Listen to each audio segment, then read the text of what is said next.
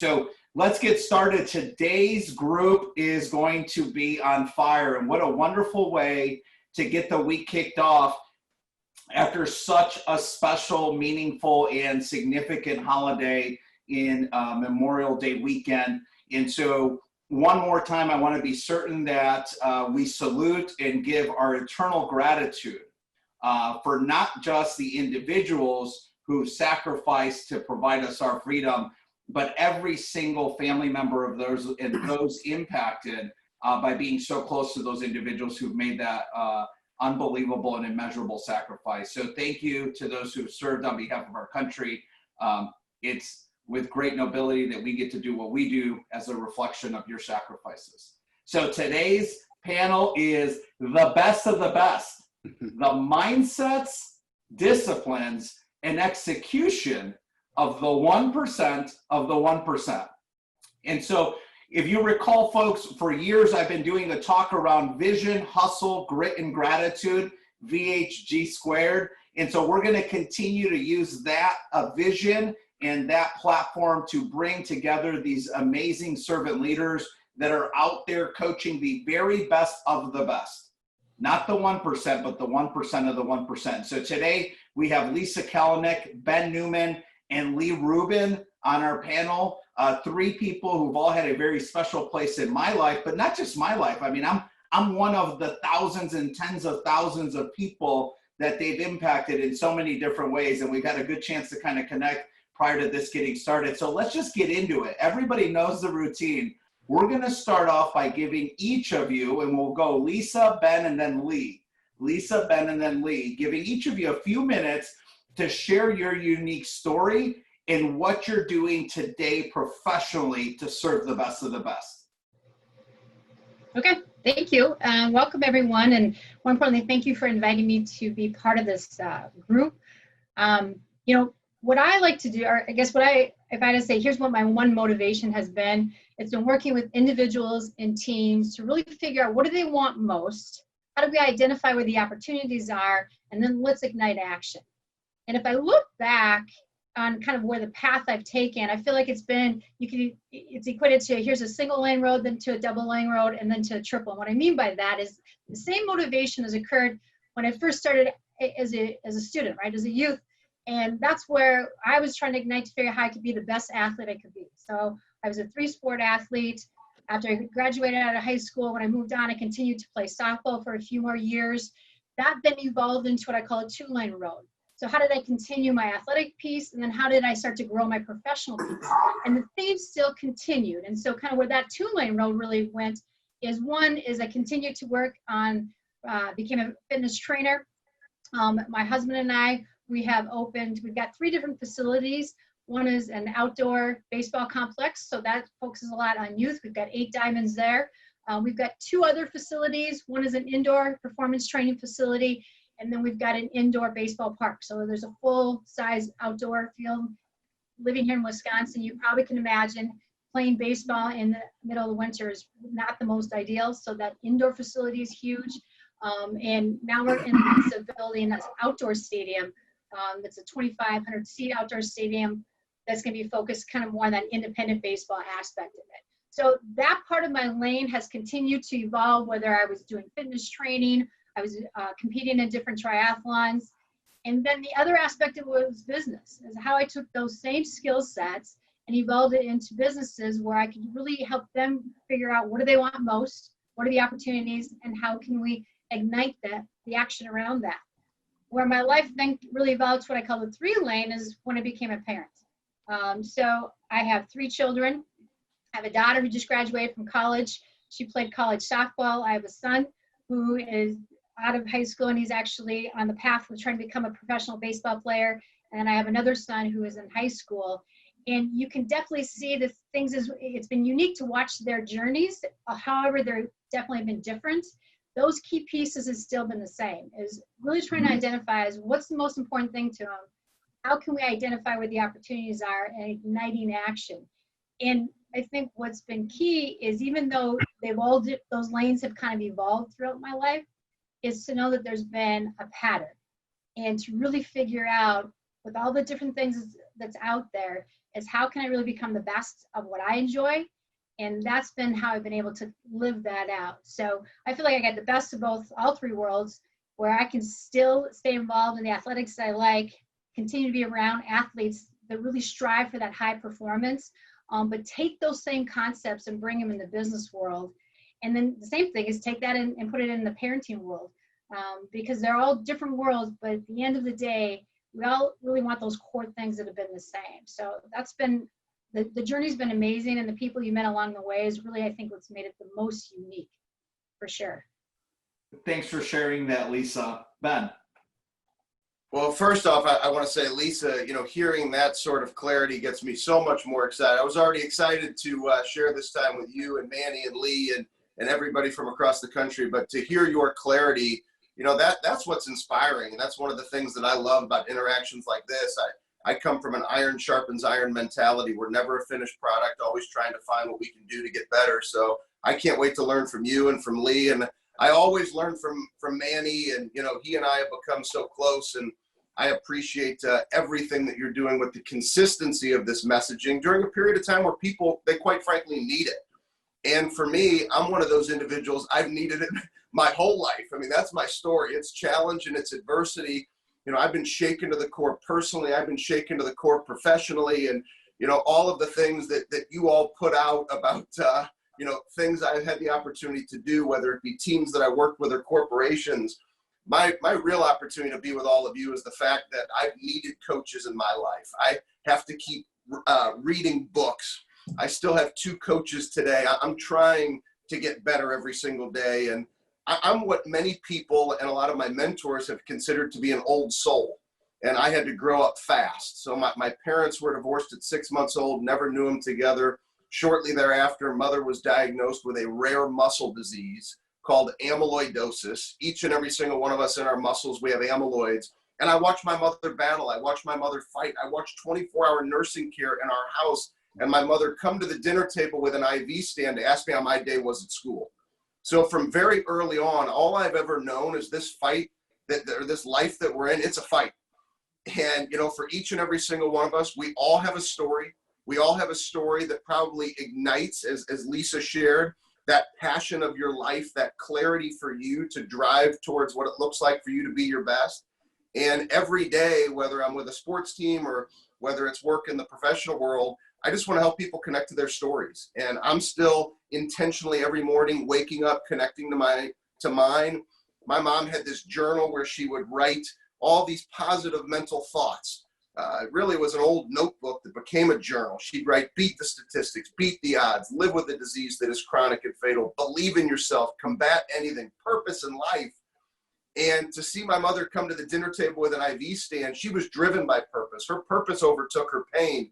And so for me, I just want to continue writing her story every day and have the blessing of opportunities like this to connect with individuals, to help them stay connected to what I call the burn, which is that fire inside you that lights the why and the purpose on fire that then causes us to take action every day. And just like I am not the only individual, together on this call today that has a story, we each have a story, we each have a burn. And so I'm excited to learn today, to share today, and for us all to stay more deeply connected to that burn to make a bigger difference in the world. Yeah. Ben, thanks so much for sharing that. Lee. Ben, you're not allowed to learn. I'm going to sit and be quiet and learn from the 2 of you guys. And I've got my pen and my pad here. Again, thank you, Manny, for the invitation to be here. Let me just, a couple bullet points in my background that I think will kind of put in perspective who I am and what I do. Was very fortunate, got a full scholarship to play football at Penn State under the leadership of Coach Joe Paterno. Was a captain my senior year, did not play professionally, went on to corporate America, jumped right from Penn State football into Merrill Lynch, another top organization under the leadership of Dave Komansky and Stan O'Neill, 2 legendary CEOs in the financial services world. Spent 15 years recruiting in corporate America for companies like Johnson & Johnson, PricewaterhouseCoopers. So I've got a unique perspective from playing team sports to building teams in some of the greatest companies in the world. And now I've moved on from the corporate recruiting into my own speaking consulting business, where I help organizations, whether small, large, across all industries, become more extraordinary teams. And I've been very fortunate to have great coaches, great leaders that I've pulled from and stolen from, quite frankly, ideas of what it takes to be an extraordinary team. Things that I, quite frankly, took for granted all those years. I thought this was what everyone did, not knowing that there are some organizations that are a bit more dysfunctional. So very passionate about helping build extraordinary teams, helping people work together to maximize their individual talent into the whole being greater than the sum of their parts.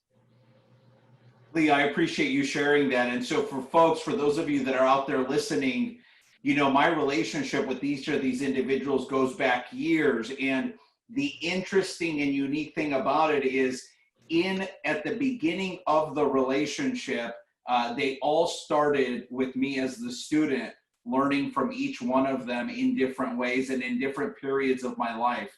And so I can just say as authentically as anyone that they truly do have a special gift of being able to help us envision what's possible, understand the path, what must be executed, the written plan to get there. And what they do better than I think anyone else of the folks I've been around is not accountability, but holding us capable to what we said we would do and fighting through and being resilient when tough times come. So really thankful that all three of you are with us. Let's get right into the questions. Some of these, again, like always, folks, some of these are coming from the audience. Some of these are pre-scripted. And so let's start off with the very first one for each one of you. And if we can, let's go Lee, Ben, Lisa, reverse order this time. What's the one discipline that you coach consistently with your teams or individuals that you believe drives their success? You just about answered the question in the question. For me, that discipline is consistency. You said something a couple minutes ago. You said the people around you don't necessarily hold you accountable. They hold you up to what you're capable of doing. And one of the things that I really think is critical for success, for long-term success, is not just being able to do something. It's not just grinding one day. It's doing it consistently. And I really believe that folks have the ability to do it. They just don't necessarily do it on a consistent basis, which is how we develop those habits, which is how, as a team, we develop a particular culture. So I think the one discipline that's critical is focusing on consistency. I believe that being a part of an extraordinary team or being a peak performer does not mean you're phenomenal periodically, right? Because who knows which day you're going to be phenomenal and which day you're not. What I'm looking for, what I'm trusting in is that, especially, you know, if you're providing a service or a product to someone else, is that you're able to do it consistently, that there's the mental discipline, not just the capability, but the mental discipline to do it on a consistent basis. What I've learned is that people will do business with you once if you're good, but people will continue coming back and will refer others if you're consistent. So that whole idea of practice, of repetition is critical. So consistency is the discipline that I think is just critical for long-term success. Yeah, so that really resonated with me, right? When you basically said, and again, this is Manny's interpretation of your words, but you know, you've got to be great if you desire to have people come back again and again and again, without a lot of prompting from you. But you really do. You have got to be different. And truthfully, today being different is just being great, because there's so much mediocrity in everything that we're living, right? Agreed. So awesome. Thank you, Lee. Ben. Well, you know, Lee mentioned earlier in his introduction that he likes to steal from others. So I think I want to just steal Lee's answer and just pass it on to Lisa. Love your answer. Love consistency. one of the messages that we typically share, and it really speaks to everything that you just mentioned, Lee, is we say standard over feelings. Don't allow your feelings to dictate how you show up. Choose to focus and to dominate the standard one day at a time. And far too often we see, individuals who are underperforming or even high performers, they're impacted by what happened yesterday, good or bad. And they allow that to dictate how they show up today. Or they think tomorrow's going to be great or Friday's going to be great. And they allow the emotion of what is going to happen or the fear of what might happen dictate how they show up. So that's one of the things that we highlight as well, Lee, is that consistency. And one of the things that I want to share, I want to really give a clear example because I think it's important, is these messages, because I know we have athletes that are with us right now. We have individuals that are in business that are with us right now. There's individuals in all walks of life. And these messages will always be consistent no matter what level you're at. And I just want to share the story. Standard over feelings is one of the first messages that I shared with my work with the Alabama football program. And it just kind of resonated through the building. And sure enough, Tua Tagovailoa at one of the national championship press conferences, he says, in our building, we talk about standard over feelings. And now Tua is going on to the Miami Dolphins. And I've worked with the Miami Dolphins rookies for 4 years. When he walks in, you can't go to the facilities right now, but when he walks into the facility, the director of player engagement, on his main wall, there's a big banner that says standard over feelings. It was one of the first messages I shared there. So whether you're a high school athlete or a collegiate athlete or go on to play professionally, or you're just getting started in a financial services career, let's say, or you're a CEO of a financial organization like yourself, Manny, standard over feelings, it's a universal message. Showing up every day is a consistent message. So I love that Tua example because he got it in college and he's going to continue to get it in the pros, and it just isn't going to change. People want this magic answer. But when I get to the next level, it's going to be something else. And it's like, Tua, no, it's not. It's still standard over feelings and driving that consistency. Yeah, that's such a great story. What a special homecoming that's going to be for him, right? And for the ability for the two of you to continue to grow together. That's so special. And so we wish him the best. Lisa. I guess when the first day he walks in, he should have a t-shirt and a headband and wristband with that on there. And they'll think he's the teacher's pet. I guess maybe in today's world we get tattoos. So that might be another piece to add there. Yeah. So I've already taken notes. If you were watching what I was doing, I was writing down what both of them said there. And I think that, some of you may be sitting there going, yeah, I've heard that before, right? And I think that is the power of all this, is that there isn't a whole lot of new stuff out there. I would say we have the answers internally. We just got to keep asking the right questions. And sometimes hearing someone say the same thing we've heard maybe 5 other times, just is going to resonate a little bit differently. So if you're hearing things you've already heard before, that's okay. That's a good thing. Just maybe it might come across a little bit differently, and it might be the right timing for you. So one of the key disciplines, in fact, I learned this from a coach very early, and it just seems like it's always stuck with me. And it's a lot of the foundation of the work that I do now, too, is you're perfectly aligned to get the results you have, whether it's good or bad. So what does that mean?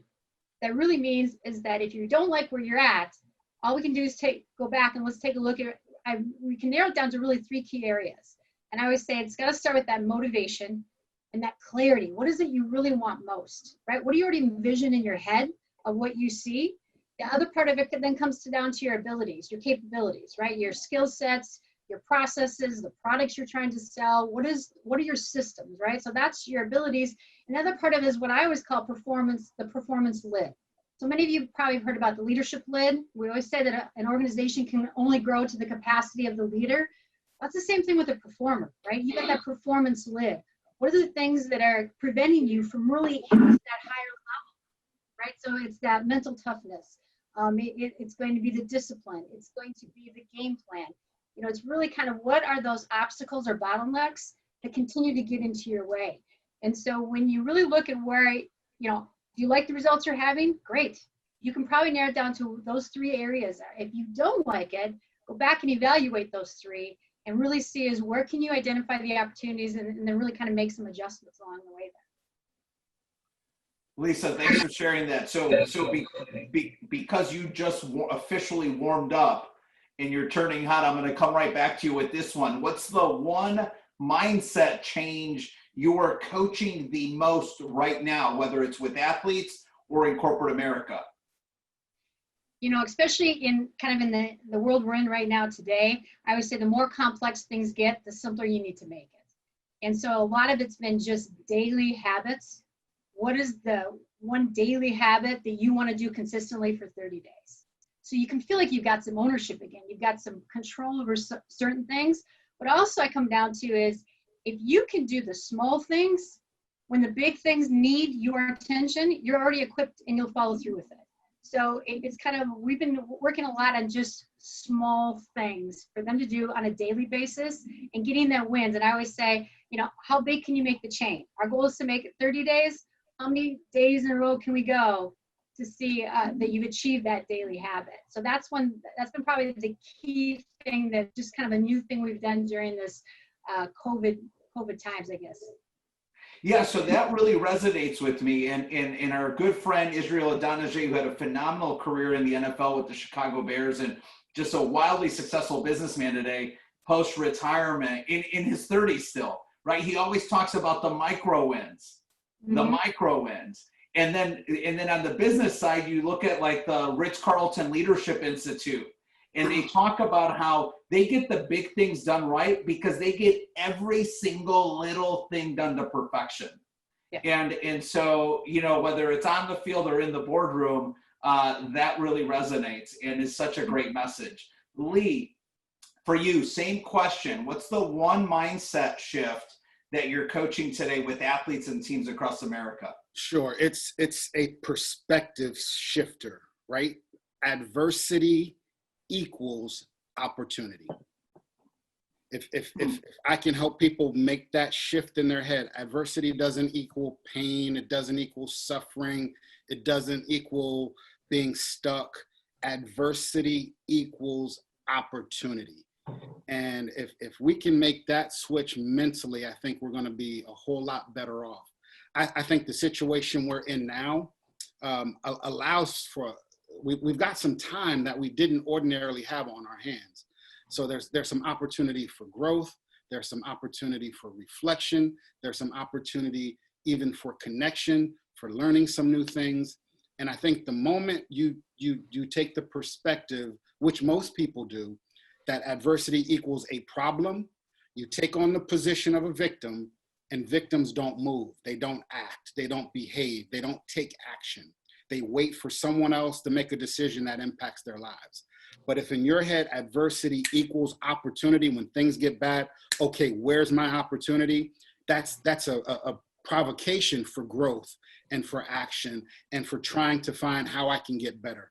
So the one thing that I'm speaking to everyone about is that equation. Adversity equals opportunity. Yeah, I know for me personally, I can't tell you how many times I felt like the victim, and there was definitely a state of paralysis. Yeah. And really lack of clarity and confusion on what I could do next. And so that really touched home. Let's shift the question. I want to start with Ben. Ben, what's one topic or area of learning that you wish you had made time for or found earlier on in your life?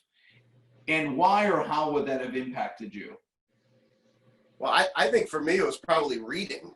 You know, it's interesting. I was never the best student, you know, just being, you know, totally open with everybody. I was always a great student. I would work really hard in order to get my GPA where it needed to be, but I was a 19 on the ACT guy. I went to Michigan State University. One of the reasons was coming out of St. Louis, Missouri with a 3.6. There you go Spartans.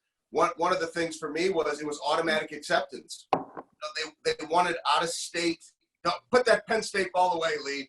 They wanted out of state students so bad. they wanted out of state students so badly that it was an automatic formula to get acceptance. So when I look back, like I didn't want to read. I fought reading, right? I wanted to shoot hoops. I wanted to do all the fun things. And, you know, I wish I would have taken on reading more, because now It's probably one of the most significant disciplines that I share with others to encourage them. And it's something that really helps me grow and for me to stay sharp. So I think reading for me and, that constant research to find out what does it truly mean for us to be our best is probably something I wish I would have caught on to earlier. And I'll just share this. The first full book I ever read that was like, my choice to read it was given to me by my brother. I believe I was either a sophomore or a junior in college, and it was How to Win Friends and Influence People by Dale Carnegie. And so what a great first book coming from my older brother, who really isn't the motivational kind of guy, to pass that on to me to really light this spark of reading and this journey of still trying to find what it means to be your best. Hey, can I just say something real quick? Of all the years that I've known you, I've always equated reading to you, right? So a lot of times you always hear a lot of times where your weaknesses are or not areas of interest at one point can a lot of times become your strength. And so to hear you say that wasn't an interest of yours is surprising to me, because from the first time I heard you speak, it was, I read this book. Here's what I heard. I've read this book. What book are you reading? And I've always equated that. So that's very interesting. You can thank my brother. And Dale Carnegie. That's right. Lisa, let's go to you next on the same question. For me, I wish I would have mental toughness. I guess I always thought that was something you either had it or you didn't. What I wish I would have learned many years ago, that it's a muscle, that it's something that continue to grow. There's going to be times where maybe you didn't really have very strong mental toughness. That doesn't mean you can never have a strong mental toughness muscle. Is that it's something that always needs to evolve and grow with you if you want to grow your capacity. And it took me a long time to learn that is something that's always being refined and can always be developed.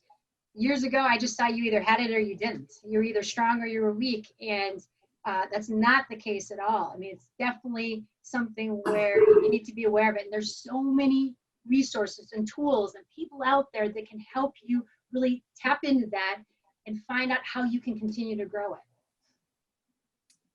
Thank you for sharing that. Lee. So for me, it's the power of teamwork. That's the topic I really wish was emphasized a bit more in my youth. Just growing up, from field day in elementary school to all-star teams, the thing that was always promoted was individual success and individual skills. And here's my foundational philosophy in what I share. Teams exist, or the reason a team exists in the first place is because there's a challenge or an opportunity that's too big for one person to handle alone. And so the desire to do something bigger than yourself, which I think we all innately have, if we're ever going to do something bigger than ourselves, it requires connecting with people other than ourselves. And so I spent most of my life developing individual skills to do what was in front of me, but not necessarily the interpersonal skills to help me function as a team. Those are two different skill sets. And there's so many people who are working on their 40 time. They're working on their SAT prep. They're working on their accounting skills. They're working on what they do well. But the reality is, for them to do it at a very high level, they have to work with other people. So at the same level you're developing those individual skills, I believe we need to spend more time working on our interpersonal skills, because we don't function in a vacuum. And if we can't function in a team, we're going to end up doing a whole lot by ourselves. Yeah, and Lee, I always enjoy when you go there. Lee's done some great work for our firm. It's not been enough. It's not been consistent enough, and but we're slated to do some more in the back half of this year. And I just really, really appreciate that message, because it wasn't until you and I met that I finally found the words to explain why I wouldn't dedicate my life to being a financial advisor only. And it really wasn't until you communicated that to me. You really helped me connect with my childhood vision of why I wanted to do more than be an individual salesperson and person of great service to others. It was really the vision of wanting to impact as much as I humanly could through being one person or one spoke on the wheel of an unbelievable wheel or an unbelievable team. And so that was really special. And I think that that's really kind of the moment that defined our relationship and why we've stayed in touch. And so I'm definitely thankful for that. And that, to me, that's the goal for anyone who's a part of a team, no matter where you're at in the wheel. That's where the goal is. So thanks for sharing that. Thank you. All right, so let's take this one to Lee and Ben. If you had to attribute the success of teams that achieve greatness or great accomplishments to one thing, what is it? And let's start with Ben. I would say it's something that if we all went to an Alabama practice together, you hear Coach Saban say all the time, if we were standing right there on the sideline, he says, the way you do one thing is the way you do everything. And so oftentimes, I can have a conversation with somebody. As coaches, we have conversations with people, and they'll tell you, oh, I want to be so great. I'm going to have this amazing story, and I'm going to grow my business. But if we actually slow down and have a conversation with their action, it's a completely different conversation. And that conversation we have with somebody's action shows us how bad they really want it. And so I think it's the way you do one thing is the way you do everything. And to really highlight this and sharing my mother's story, my mother passing away, me fighting for every day, I want to do something just to challenge everybody. But I'm mentioning my mom again, because I want you to know I'm coming from a place of care. I don't want this to just be motivational today. I want this to be an opportunity for us to learn and grow together. I would love for everybody, Lisa mentioned earlier the last 30 days. So think of this concept, the way you do one thing is the way you do everything. So over the last 30 days, I want everybody, and this is totally fair because we can't see you, so we don't know if you're nodding your head or shaking your head, so this should feel like one-on-one coaching with all of us. I want you to think of, over the last 30 days, and let's just highlight business for you, right? Just business or athletics. What is the single most important daily discipline for you to know I won the day? I dominated the standard. I gave it my best. So what's the single most important daily discipline? I want everybody to put that in the proverbial mental shelf or write it down. What is that one thing? And then once you capture that one thing, now I want you to look back down at it, and I want you to connect to it. And now I want everybody, this is accountability.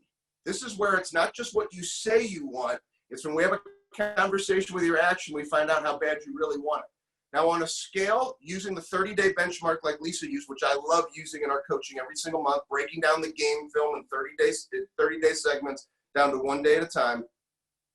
I want you to look back at that discipline that you just mentioned is the most important for you. And on a scale of 1 to 10 over the last 30 days, how would you rate yourself? So how have you actually showed up over the last 30 days with what you just said is the single most important daily discipline for you to know that you've won? And so I think for all of us, the way you do one thing is the way you do everything. And so the greatest coaches, the greatest teams, the John Woodens, it wasn't just inspiration. It wasn't just motivation. These coaches enabled people to connect to that burn, that fire.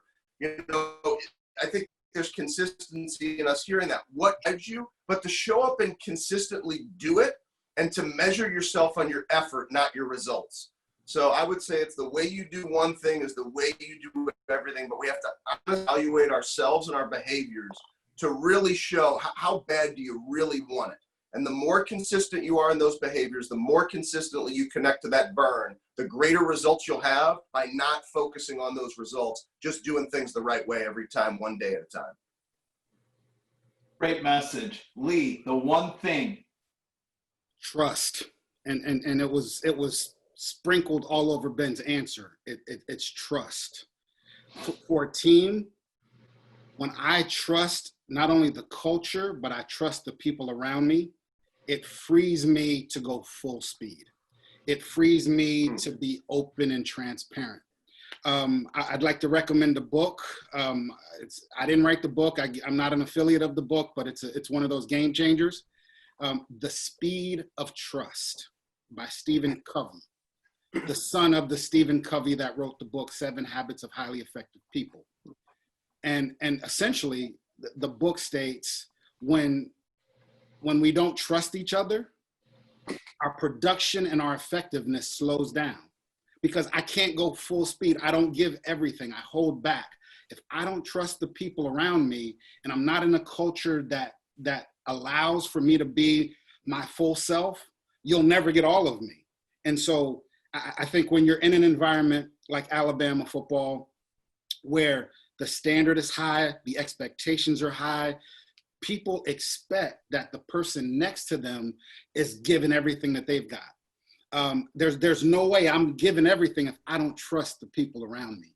And so I think how we communicate both verbally and in our actions is critical. I believe this, and I try to share this as often as I can. When we're part of a team, we audition for the trust of our teammates every day.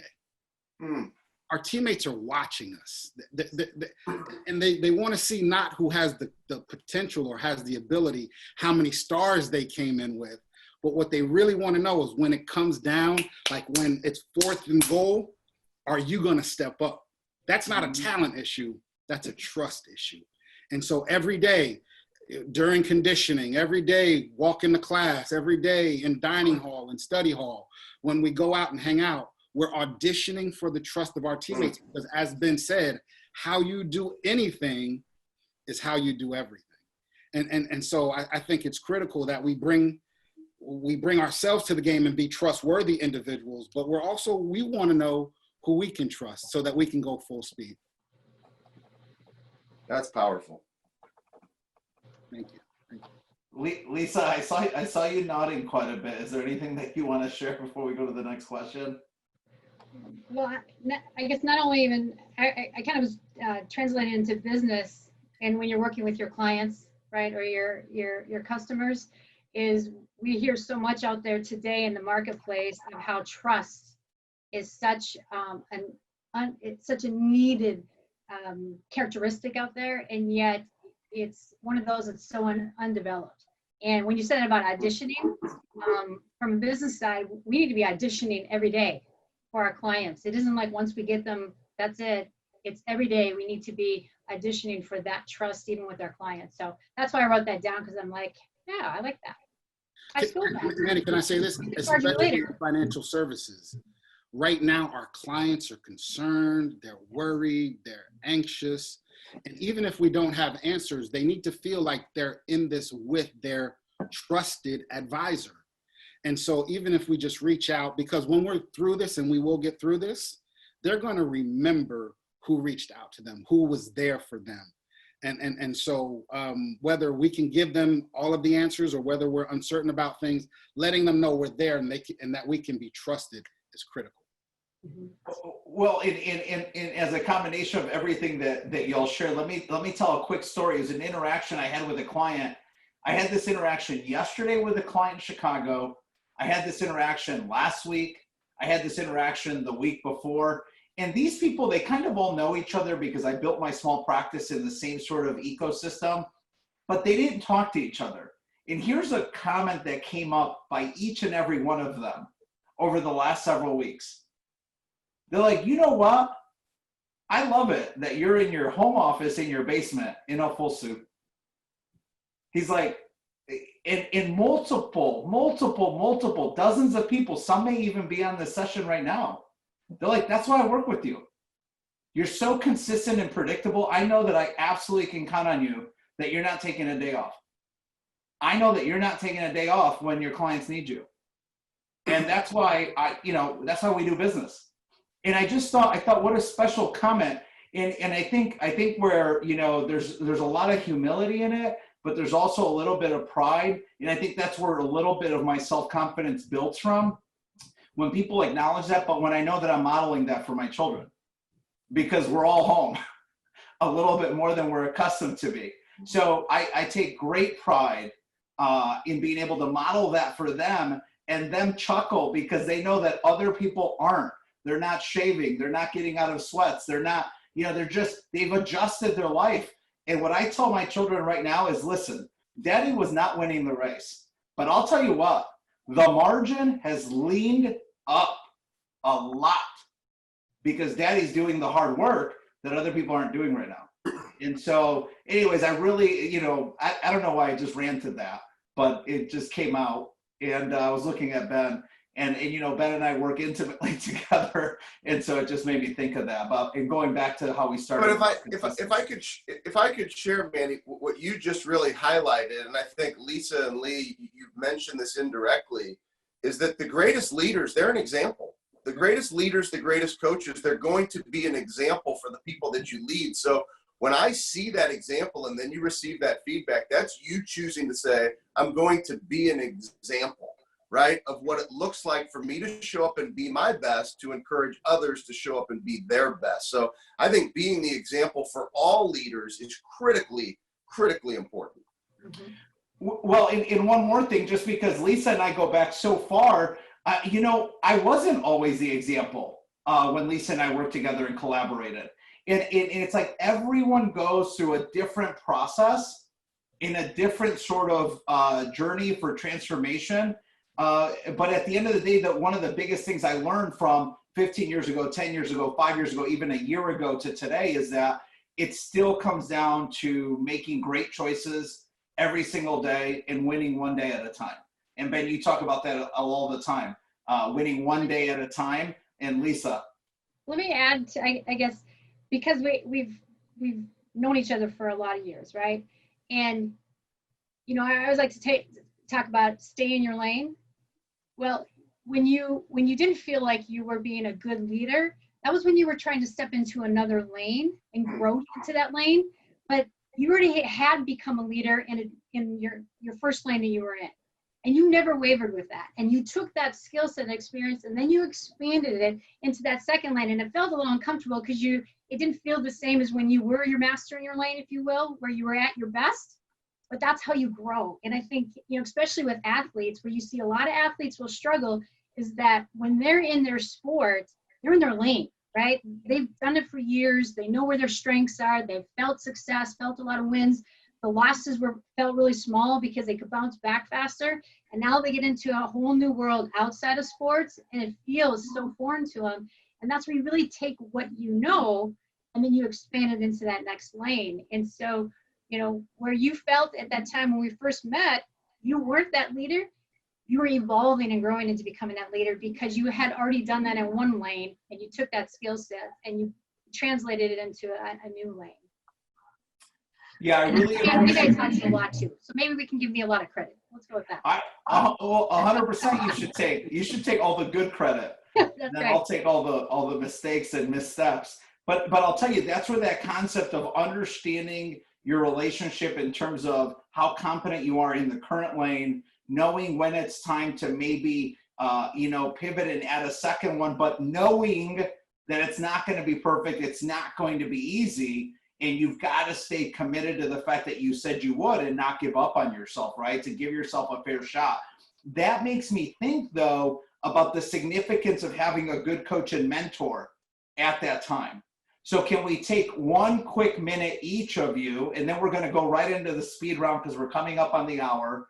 But let's take one quick minute with each of you, and let's talk about how you might recommend that somebody go through the process of identifying who might be a good coach or mentor for them or for their team or organization.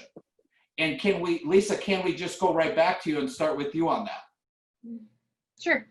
I think a couple key things is to really, you got to ask yourself some questions first before you start to look for that coach. And that's really trying to figure out, are you ready to commit to do the things that coach may ask you to do? What do you need to get out of that coaching experience? And then trying to narrow it back in. And that's why I go back to that performance predictor, that equation we talked about, is do you need help and really trying to get more clarity around what your motivation is? Do you need an expert? Because you need to work on your skill set? Or do you really just need someone to help hold you accountable because you got that performance lid, you have your missteps, your areas where you can kind of falter. So I think it's kind of determined is what do you need most?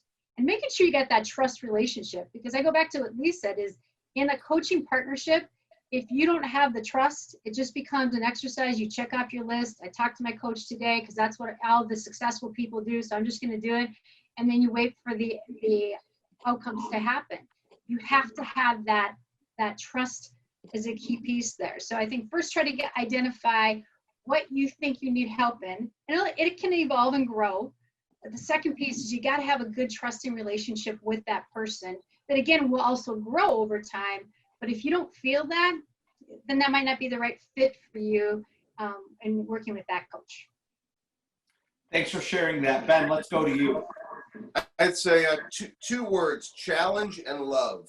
So I've had a paid coach since I was 25 years old. So since I was 25, now 41 today, I've had 4 total coaches and 2 I still work with, right? So I believe in longevity, but all the coaches I've had, I've been blessed that they challenged me, but they also loved on me, and it started with love. So one of the things I always encourage people to do is, are you engaging in a relationship where the person's going to understand your heart? I can't work with somebody. I can't help you get the maximum performance. And I believe greatness for all of us is our opportunity to win one day at a time. You look in the mirror at the end of the day and say, today did I give it my very best? And if you can do that, nobody can ever ask any more of you than that. You can't ask any more of yourself than that. But how do we know what it looks like to get to our very best if we don't have somebody who's challenging us and understands how our heart beats? So I have to know from an initial conversation, I'd recommend to everybody, does the conversation immediately go to, here's my process, here's what I do, here's how I'm going to help you get there? Or does the conversation actually start with, tell me who you are, help me understand your pain, what's the challenge, what's the adversity, what have you been through? And I've gotten really lucky to have 4 coaches and all this longevity, because they all started with getting to know me, understanding my heart, understanding that my burn comes from my mom. And if you want to get me motivated, you keep me connected to my mom and to my family, and I'm going to continue to fight like I've never fought before. Awesome. Ben, Lee. So I'll steal Ben's motto, 2 words. Well, it's actually 3 words: track record and values, right? So I'm looking for, if I'm looking for a coach, if I'm looking for a leader, or I'm looking for an organization, I want to see their track record. And so you know, in my recruiting experience looking for colleges and universities, I didn't want just coaches or leaders who were able to win games. I was also looking for their track record beyond the game, right? What did people do? What was their performance? What did their life look like beyond the game? Because as Ben mentioned earlier, I keep saying as Ben mentioned earlier, how you do anything is how you do everything. I wanted individuals who were successful, not just winning football games, but learn the lessons of life. And so when I'm looking for a track record, I don't want you to just be successful in the thing that where you're coaching me, but are you taking those values, there's the 3rd word, and being successful across the board. I think if you're coaching me in one area, that those values, those principles should spill into just about every area of my life, right? If I'm building better relationships in business, I should also be building better relationships with my family at home, because the principles are true. So those 2 ideas, track record, beyond the game, and values. Are your values consistent with what's important to me? Because I don't want to cut corners. I don't want to cheat. I don't want to have to compromise what's important to me to get there, to be successful. So there's got to be some congruence and some consistency there. Yeah, Lee, really quick, because we're going to go speed round and wrap it up. Can people make mistakes and bounce back? Absolutely. Absolutely. In fact, as was mentioned earlier, I think Lisa mentioned earlier, the only way to grow is to get outside your comfort zone, is to make mistakes. We should be applauded for making mistakes if we've challenged ourselves to try something new, to try something different. You better be making mistakes. All right, so speed round order is going to be Lisa, Lee, and wrap it up with Ben. Lisa, Lee, and wrap it up with Ben. All right, love it. It's like a game. What do we got? What is one sentence of advice for current student athletes that are looking at the next chapter of their life? One sentence is, you have the answers inside. You just got to ask better questions. Lee. For current student athletes, find a passion outside of your sport. find something, explore, especially if you're in college right now. I know this is more than one sentence. Sorry. If you're in college right now, I break rules. If you're in college right now, you're exposed to so many different disciplines, attitudes, perspectives, subject matters. Find something now. Don't wait until the sport is done to start looking for something. Maximize your exposure now. Sorry. It's all right. It's all right to be overflowing with enthusiasm and passion for. I had to explain it. I'm sorry. Ben, one sentence. So I'm not taking credit for this. This comes from Jerry Rice, and it's, how could somebody not give 100% when it's 100% their choice? Love it. Same order. Remember, what's the best book you've read in the last 6 months? And then describe it with one word. Okay, so I have it, The Motive by Patrick Lencioni. And I'm going to steal Lee's strategy, and I'm going to go more than one word. It comes down to, if you want to get into leadership, are you more of a responsibility-focused leader, or are you rewards-focused leader? I'll leave it at that. Read the book. You'll understand what those two different types of leaders are. Lee. In the last 6 months, start with Why, a gift from Manny to me, signed by Simon Sinek. And the impact is to keep me focused on purpose. Stay focused on that passion, that burn, what drives you, what comes uniquely from you. So start with Why. Ben. Legacy by James Kerr. I finished it last week. I could not put it down. There it is. And powerful. So if you had asked me, I would have said the same thing, because I just finished it this weekend and it was a recommendation from Ben. And I told him I would read it over the long holiday weekend, and I would say significance. All right, next question, same order. What's the one thing you're doing personally or professionally right now that you're most excited for, Lisa? Okay, so personally, I'm in this one group where they focus on thinking big, and then you have to put together your misogi, your goal, right? Or as Harry Hoopus always likes to refer to, your big, hairy, audacious goal. I'm going to do a century ride, right? So I'm going to bike 100 miles. So that's one of the things I'm working on personally. Professionally, one of the areas I'm trying to really work into from a market standpoint is working with small business owners that are about 5 years out from succession planning, is to help them from, I think, kind of more the personal side of things, is to determine what they really want most, how to make that the best succession plan that they can imagine. I love that. A huge need for small business owners today, more than ever before. Lee. Personally, I'm journaling.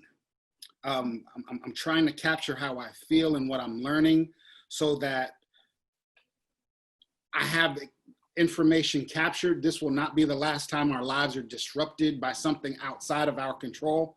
I want to bring these lessons with me, both in preparation and in response to the next time something like this happens. So that's personally journaling. Professionally, I'm building my first online course.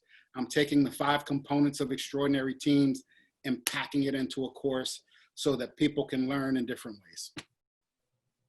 Where are they going to be able to find that, Lee? The best place is my website. It's not done yet, so we're still putting it together. Okay. But LeeRubinspeaks.com.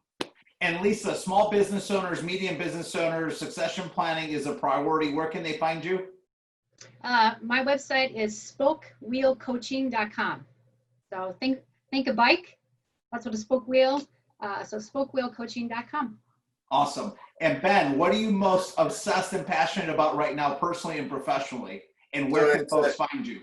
It's the same, and it bleeds over into both, different focuses in each area, but it's the unrequired mindset. So it's the things that other people won't do, they won't talk about, they can't see, that we as high performers choose to make a priority. And just as a powerful 30 days, that single most important daily discipline. Mark a date 30 days from now, and I encourage everybody, doing the unrequired would be connecting to your burn every single day, right? That's a little bit extra. What if you do that for the next 30 days? I've done that for years and years and years. I try to get people to understand the power of it. Just try it. and then send me a DM, send me a message. I want to hear how it works for you. But then whatever that discipline was, don't just do the required of showing up and doing that. Add 10%. Do the unrequired and watch how it changes how you show up, how you live your life, and the level of clarity and focus that you have. The unrequired mindset is a game changer for high performance. I love it. And so where can they find you, Ben? At Continued Fight on Instagram. And then we actually do have a theunrequired.com dives a little more deeper into that mindset. Great. So I want to take one last opportunity to thank our panelists. As everybody knows, today's conversation was focused on coaching the best of the best. How to coach, how to persevere, how to challenge yourself to not just be considered in the 1% or the top 1%, but how to be considered in the top 1% of the best 1% in whatever it is that your area of expertise, discipline, or passion is. As I've shared before, you know, I love talking about the relationship between vision, hustle, grit, and having enormous gratitude as a part of sort of the cornerstone as to how we've approached our business at our firm and with our team, and how we continue to serve first and give first. And I would say the one thing we're obsessed about right now, to wrap it up, is can I approach every relationship in my life with the mindset that I'm going to give first right now? And can I do that?